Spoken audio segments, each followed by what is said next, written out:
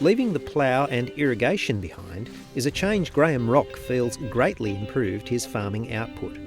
Nice big grain this year, should weigh well. With Graham's change to zero-till, he's also had to adopt new weed control strategies, and Fleabane has become a serious and costly pest. Every time you go to look at a paddock, you're looking for how much Fleabane, how big is it, how can we attack it. The cost of spraying it would be 3 times what we were doing 5 years ago. It's a very aggressive moisture user. With a deep taproot, it can draw a large quantity of moisture, particularly away from a cereal crop. Fleabane is hard to kill and a prolific seed producer.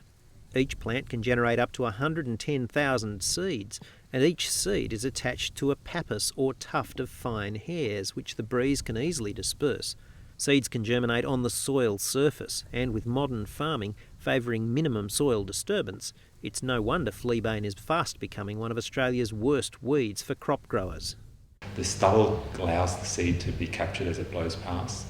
And then associated with this zero-till system, there's been a change in herbicide use. So they've relied a lot on glyphosate, and this plant's not that easily controlled with glyphosate.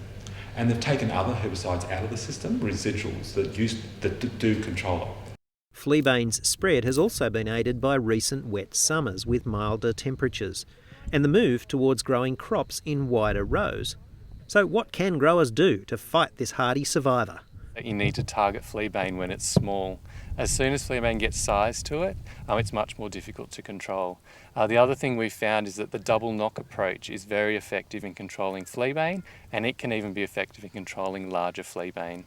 The double knock approach is basically you've got 2 sequential applications of herbicides from different modes of action, and they're usually within a 7-day period, and the second knock is applied to control survivors of the first knock. But even a double knock won't guarantee eradication. What's needed is constant vigilance, coupling non-chemical tactics with the strategic use of herbicide to keep the seed bank low. As well as farm hygiene to prevent new seed blowing in from areas around your paddocks, growing a competitive crop can greatly help. It does not like competition from other plants. So by having a competitive wheat crop in rows of, say, 25 centimetres, and a healthy crop population will smother those plants.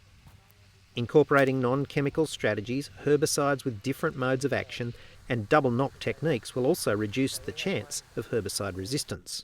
Glyphosate resistance in Fleabane has really only been identified in the last 2 years.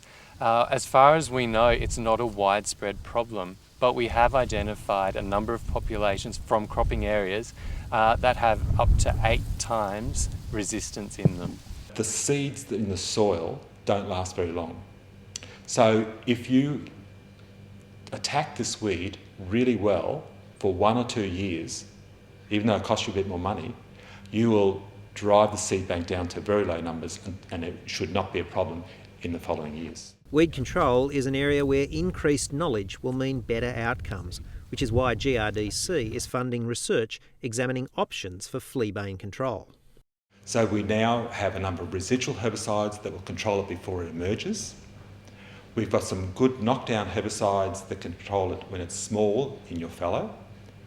There are a number of selected products which we know will work well in your wheat and barley crop, and we know that using crop competition as a non-chemical tactic will really help.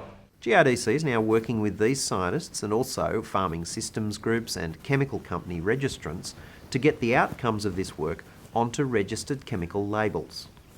I think through the research that we've done, we have identified a whole swag of different tools that can be used to manage Fleabane. And using them in an integrated weed management approach, I believe that you can dramatically reduce your infestation of Fleabane in just a matter of a couple of years.